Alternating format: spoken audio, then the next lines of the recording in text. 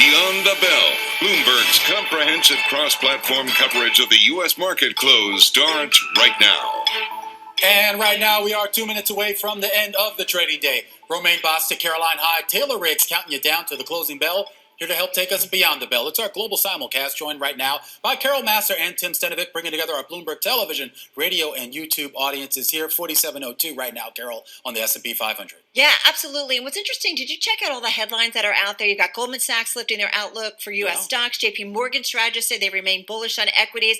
And global fund managers in a B of A survey ending the year with the biggest overweight on U.S. stocks since August of 2014. Makes me a little nervous that everybody's so optimistic. Did you also see in that survey, Carol, sort of what the outlook was for 2022? I mean, gains, but much less than what we had over the last couple of years. But still optimistic despite those significant gains. Well, unless you're Mike Wilson over at Morgan Stanley.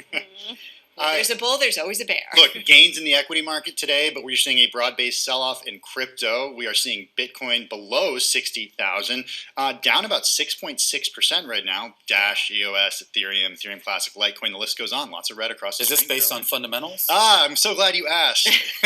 We don't know exactly what it's based on. It's a question I posed to Eddie Vanderwalt earlier today on Quick Take Stock, and he said that's the thing about crypto. Sometimes you do know, sometimes you don't. Some people are saying it's because of what's in the infrastructure. Yeah, I was told by Katie Greifeld that's the beauty of it. But that was telegraphed, right? We knew that was coming. Mt. Gox is another key risk in the market at the moment. What's happening with settlement coming in there eventually. But, I mean, gold also rolling over a little bit today. For some reason, Taylor, inflation is not something we're worried about on this day when we see retail sales as long as they were. Yeah, this was really interesting story. Romaine's worried about inflation. The price of his suits keep going up as we wait for some more of the retailers to come out tomorrow. My tailor's always been expensive. But if you back out inflation, those retail sales actually didn't look as good as maybe we thought. Yeah, 163 right now on your 10-year yield, Taylor. You didn't mention that. I was saving it for later. All right. Well, we're not going to save this for later. The Dow Jones Industrial Average closing higher here on the day by about, let's call it 0.1% here, up about 57 points. S&P 500 up 0.4%, back above 4,700, 4,701 to be precise. The Nasdaq Composite also higher here on the day by about 0.8% here, right now around 15,973. And the quick check here on the Russell 2000, the relative underperformer on the day, up about 0.2% here, 2405 right now on the Russell. That's higher by about 4 points. Romaine, I just want to know, do you have like a closet like dry cleaners? It's like an electronic thing and the suits just move around? Well, thank you. Now I know what I should get for Christmas. Well, speaking of Christmas and holiday sales, get your buying in. We certainly saw that in the retail sales report today out from the government. But as a result, on Wall Street, we saw the S&P Super Composite Retailing Index up about 1.3%. So that whole sector being lifted up today, guys. Yeah, let's take a look at sectors. Carol, since you mentioned those for the radio audiences, we do the sector winners, the sector losers. And the winners, I'm going to just do a quick push forward to the Qualcomm CEO that, Caroline, I know that we've been really excited about. When we think about the chips, some of the semiconductor makers are up 1.5%. Auto components up almost 3%. Those are some of the real winners that we certainly see on a day like today. Quickly down at the bottom on days when Walmart actually looked pretty good, but those shares are off just a little bit. So some of the food and the staples and the food and beverage, those are some of the losers, off about 0.7%. With yields rising, real estate, the worst performer, off about 0.7%. All right, let's get to some of the gainers in today's session. Peloton, man, what a standout. Pretty much finishing at its highs of the session, up almost 16% today, 54.85. It was all about selling $1 billion worth of stock, which I could not quite get my head around because I'm thinking share dilution, right? But nonetheless, investors seem to like it. It's called being oversubscribed. I guess so, right? I mean, if you look at just the reaction on Wall Street specifically, but the stock, keep in mind, prior to this was down about 45% since it slashed its annual revenue forecast. We saw that back on November 4th. So yeah, did you take a look at a long-term chart of that? Not pretty, right? Yeah, no, it's not pretty. No, exactly. But nonetheless, investors buying today. All right, let's talk about, Taylor talking about some of the group winners. Home Depot among the retail group up about 5.7% here, near its highs. One of the world's biggest retailers, re-revenue and market cap now bigger market cap than Walmart, which is a pretty interesting stat today. And they just kind of blew it out of the water when it came to their latest quarterly report. And I do want to mention, I think, Taylor, you mentioned chips a little bit. You guys were talking about it. Advanced Micro Devices up 4% in today's session, top of the NASDAQ 100. Semiconductor analysts positive on AMD, NVIDIA, some other names after Top 500's biannual supercomputer list showed some share gains for the companies. I had to do some homework to figure out the significance of that list. We get NVIDIA earnings tomorrow, by the way. Exactly. I think AMD at a record high. Yeah. Well, speaking of earnings, Walmart had third quarter results exceeded expectations, and Walmart lifted its outlook, but those margins taking a hit because of higher costs. The company finishing the day down by more than 2.5%, declining the most since May. Gross margin falling slightly, dragged down in part by those higher supply chain expenses. I also want to talk about Activision. Man. Yeah, let's talk about that. Look at that, finishing the day down by more than 6%. It did drop sharply earlier in the day after the Wall Street Journal published a story that said Activision Blizzard CEO Bobby Kotick had been aware of sexual misconduct claims, and now employees at the company are saying that they will walk out and press for the CEO to step down, saying, quote, "We will not be silenced until Bobby Kotick has been replaced as CEO and can continue to hold our original demand for third-party review by an employee-chosen source." That's according to a tweet sent by the ABK Workers Alliance. And we should just point out, too, that the Activision did put out a statement basically saying that it was inaccurate and misleading what the Wall Street Journal reported, and that they're actually standing behind Kotick at the moment. Yeah, the company did say the report ignores important changes that are underway at the company, including a zero-tolerance policy for inappropriate conduct. Biogen finishing the day down by close to 3.8%. Shares falling after the company said its top scientific executive, they said this late yesterday, is resigning at the end of the year. It's Alfred Sandrock, head of R&D, retiring effective December 31st. This is somebody who was instrumental in the development of Aduhelm. That's the Alzheimer's treatment that was controversially approved by the FDA earlier this year, Caroline.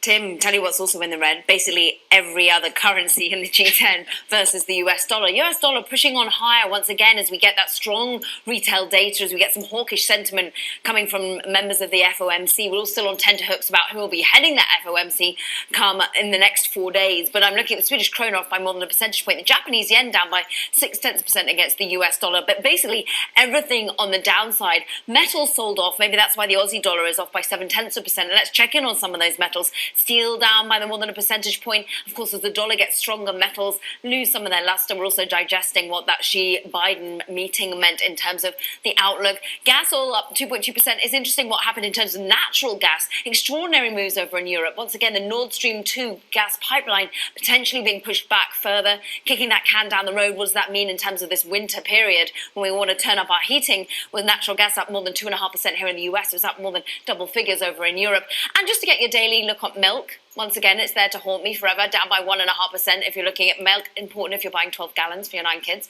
And lastly, I'm looking at sovereign bonds. Very mixed picture, Taylor, but you can tell us what's happening in the United States. Was this the first milk update that we've gotten off that board? Yeah, was that? That was wonderful, Caroline. There's no inflation. Milk's down. Love that. Let's take a look at where bond yields are, as Caroline sets me up pretty nicely here. We're moving up. You know, this is actually pretty calm relative to some of the recent swings that we've seen within the bond markets, but you're solidly yield higher across the curve, just 1, 2, 3 basis points, but really notable further sort of curve inversion if you're thinking about a 206 on the 20s to a 202 on the 30-year. And really, Carol, when we talk about these bond yields that have slowly been creeping up, it really leads us into conversations with the Federal Reserve and where we are in terms of some members saying it's time to be a little bit more hawkish, and other perma-doves saying, no, I don't think so. We'll just continue to repeat that it's transitory. Rock'em sock'em robots. That's what's happening at the Fed. What's interesting is I think James Bullard might be buying some milk, and maybe that's why he's saying we need a more hawkish policy. Check out what he had to say. The inflation rate is quite high. The core PCE inflation rate, the committee's favorite measure, is about 3.6%. That's the highest it's been in 30 years. So I think it behooves the committee to tack in a more hawkish direction. We could move faster. We kept optionality on this, that we could speed up the taper if it's appropriate. All right, that of course is James Bullard, president of the St. Louis Fed, earlier with our surveillance team on Bloomberg TV and Bloomberg Radio. But guys, you know, depending on the Fed person who's making the argument, you got Neil Kashkari, who's much more dovish when it comes to Fed policy. And Yeah. I feel like, What did he say about Twitter? That we shouldn't be paying attention to hyperventilation on Twitter when it comes to inflation. Yeah. Are you hyperventilating about inflation on Twitter? No, I'm not. I don't hyperventilate about anything. I mean, even Richmond Fed President Barkin said something similar. But I mean, to Bullard's point, and I mean, this is something that's really starting to be speculated a lot in this market, is that the Fed is behind the curve, and that at some point, when they do really try to sort of move forward with normalization, they're going to have to speed it up. Right, but the concern is if they speed it up too quickly, or if this indeed is transitory and they raise rates too quickly or tighten in some way too quickly, then that could kill growth, and we could see, again, unemployment not continue to go down at the rate that it's been going down. Do you think these questions are being asked of Powell and Brainerd in those interviews? I do. Who do you think we're going to hear is actually going to be chosen as the new Fed chair in 4 days? Lay your bets. And what is 4 days? What does that mean, guys? Does that mean Saturday? I bet it's just after the market close on Friday when everyone was Is that 4 days? anticipating going home. It means just stand by. Always. You do bring up a good point, Tim, and Carol, I'll toss back over to you that the timing of all of this pushes you out to 2022, as Priya Misra says over at TD Securities. How do you get a rate hike when all of that slowing inflation and slowing growth is all going to hit potentially next year? All I know is we could debate this forever in terms of Fed policy. What I care about is what the rest of the retailers have to say and whether I'm not going to get my toys and things under the Christmas tree. That's all I'm going to say. You're already behind. I am already behind. Ordered it now.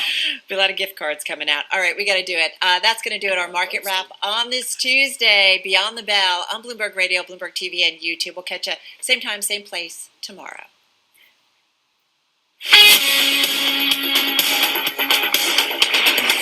This is Bloomberg Business Week with Carol Messer and Bloomberg Quick Takes Tim Stenovic on Bloomberg Radio. You know, it is kind of,